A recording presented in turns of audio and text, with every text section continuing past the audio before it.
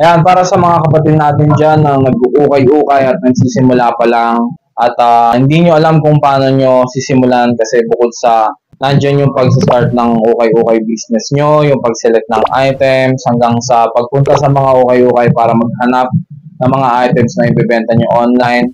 Pinoproblema nyo din kung paano nyo i-ship yung mga items, lalo na kapag ang mga buyer nyo is taga ibang lugar. So sa video na to, para to dun sa viewer natin na nag-comment kasi gusto daw niya mag-start ng ukay-ukay business pero hindi niya alam at wala pa siyang idea kung paano magpa-ship sa JNT. Sa video na ito mga tol, tuturuan ko kayo ng basic para lang sa mga newbie, sa mga nagsisimula dyan, kung paano nyo i-ship yung items nyo sa JNT.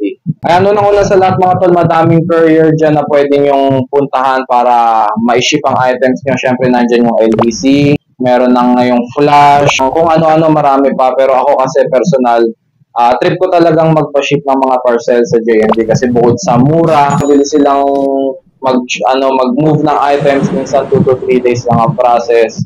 Tsaka sakto lang din naman yung service nila. So ako talaga, JNT talaga ang gamit ko. So ang tanong ng viewer natin kung paano daw magpa-ship. So ituturo ko sa inyo ang first step mga tol. Syempre meron kayong cellphone. Hindi kasi pwede ngayon na pupunta kayo dun sa JNT na store tapos magpapaship kayo. Hanapin talaga nila kailangan meron kayong JNT app. So pumunta kayo sa mga phone nyo, kailangan may internet o data kayo. Hanapin nyo lang yung JNT app sa mga Play Store, ayan, sa mga, kung saan kayo nagda-download ng mga apps mga tol, puntahan nyo lang doon, i-search nyo lang JNT Express, tapos i-download nyo yung app. Pag na-download nyo ng mga tol, halimbawa, let's say, nakapag-solve na kayo ng isang item online, may bumili sa inyo, huwag nyo kalimutan na payment first mga tol, importante na payment first bago nyo i-ship yung item. So, halimbawa, sinend na sa inyo yung details, ang hingi nyo lang na details sa buyer nyo is yung name, complete name syempre, complete address, nandyan yung street, house number, barangay, subdivision, city at province mga tol. Kailangan kompleto.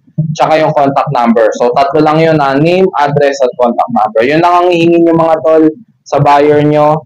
Tapos syempre, open nyo yung app. Ang una nyo fill upan dyan mga tol is yung details nyo. Halos ganun lang din yung complete name nyo, yung complete address, tsaka yung contact number nyo. Once na na-fill upan nyo na yung address nyo, yung details nyo, next na fill upan nyo is yung details ng pag-shishipan nyo ng items or yung details ng buyer nyo. So, ganun nga, yung name, address, at contact number. Ayan mga tol, once na nailagay nyo na dito yung parcel, isang tips lang para sa mga newbie dyan, sulatan nyo ng pangalan ng buyer dito. Pwede nyo sulatan yan, yung pangalan ng buyer at yung city or yung province para hindi kayo malito. Especially kapag marami kayong order na pinapakayan. Pwede nyo lagyan ng pangalan para hindi kayo malito. Kung anong item at kung para kanino tong parcel na to. Kasi once na nandito na sa loob yan, mga tol, hindi nyo na makikita yan kung ano nasa loob. Kaya baka malito kayo. Lagyan nyo na lang ng pangalan. Ayan. Tapos syempre, natapos nyo na yung proseso, na-fill up nyo na yung app, yung details nyo, saka yung details nung pagsesenta nyo ng item, naibalot nyo na din gamit yung JNT na pouch. Ayan, ang next yung gagawin, syempre, pupunta kayo sa JNT na store. Pinakamalapit, ayan, nagkalat, naglipa na ang mga JNT na branches dito sa Luzon, Visayas at Mindanao. Puntahan nyo lang kung ano yung pinakamalapit mga tol, tapos syempre papasok kayo doon. Ang doon na papasok mga tol yung app. Ayan yung app. Yung app is pupunta lang kayo doon sa may order, dito sa may order. Tapos merong barcode yan mga tol. Yung barcode na yon, yun yung fill upan yung details mo at details nung buyer mo. So iaabot mo lang yung phone mo, yung barcode na yon, iaabot mo lang yun dun sa may nag-a-assist sa JNT, na-cashier. I-scan lang niya yun, tapos automatic na yun mga tol, papasok na yung details na yun sa computer nila. Tapos babayaran nyo na lang yung fee sa small pouch, kadalasan naman is 75 pesos lang. So, babayaran nyo lang yon tapos okay na mga tol. Tungkol naman doon sa paghingi ng pouch, ayan, libre lang naman humingi ng pouch mga tol, basta sabihin nyo lang na kailangan nyo kasi nag-online selling kayo. Usually, 5 pieces ang binibigay nila, 5 pieces na small, 5 pieces na medium, at 5 pieces na large. Pero, hindi ko lang alam sa ibang branch, pero dito kasi sa mga pinupuntahan kong JNTs, nagbibigay talaga sila ng advance na pouch. Kaya, pag pumupunta ako doon, meron naka-pouch ng ganyan. So, yan lang mga tol, madali lang naman paggamit ng app. At sobrang dali lang din naman magpa-ship. Basta tatandaan nyo lang na huwag kayong malilito. Lagi nyo lang i-double check yung mga item. Lalo kapag naipasok nyo na dito sa pouch at na-seal nyo na. Kasi yan, wala nang bawian talaga. Sayang din naman yung pouch kung sisirain nyo. Tsaka yung tip na tinuro ko sa inyo kanina, ay huwag nyo kakalimutang lagyan ng name at ng lugar para alam nyo kung para saan at kung para kanino tong item na isi-ship nyo. Sana nakatulong tong video na to lalo sa mga nagsisimula pa lang dyan na mag-ukay-ukay business. Madali lang naman mga tol. Focus lang kayo sa ginagawa niyo mga tol palagi. Syempre hindi naman lahat ng sisimulan nyo ay madali agad. Pagdadaanan nyo talaga yung proseso. At ayun, kung may mga tanong pa kayo, i-comment nyo na lang dito sa comment section natin. Kita-kita lang sa next episode. At kung may mga naisip pa kayong video na tutorial na pwede nating gawin para sa mga nagsisimula dyan, sa mga kapatid natin nagsisimula sa okay business, comment nyo lang. Malay nyo magawa natin ng video at tulad netong request ng viewer natin nung nakaraan. So ayun, maraming salamat sa mga patuloy na sumusuporta at nanonood sa atin. Kita-kita lang sa next episode. Peace out.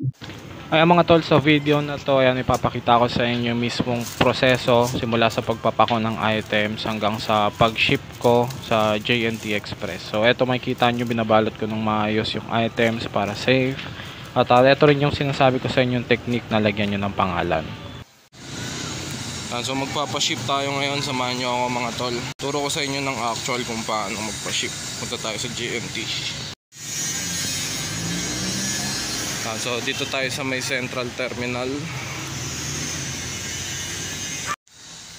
So meron tayong tatlong isi-ship ngayon na item.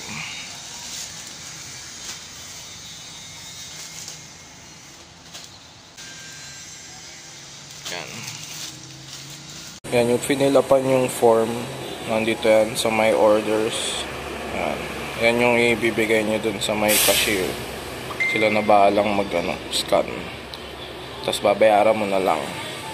Eto mga tol yung ibibigay sa inyo pagkatapos i-scan yung code na nandun sa app nyo. So i-double check nyo na lang mabuti. Dapat tama yung pagdidikitan nyo nyan. Tapos babayaran nyo na lang. Sa pagkatas yung bayaran, ito na rin yung parang resibo. Tsaka yung way bill. Ito yung kadalasang sinesend namin doon sa mga buyer namin para matrack nila yung mga parcels nila. So sa pagdidikit, ayan, ipapakita ko dahan-dahan lang dapat mga tol kasi nakakahiya naman kung uulitin nyo pa yung pagprint ng yung details nung buyer nyo syempre. So ayan, natapos na natin.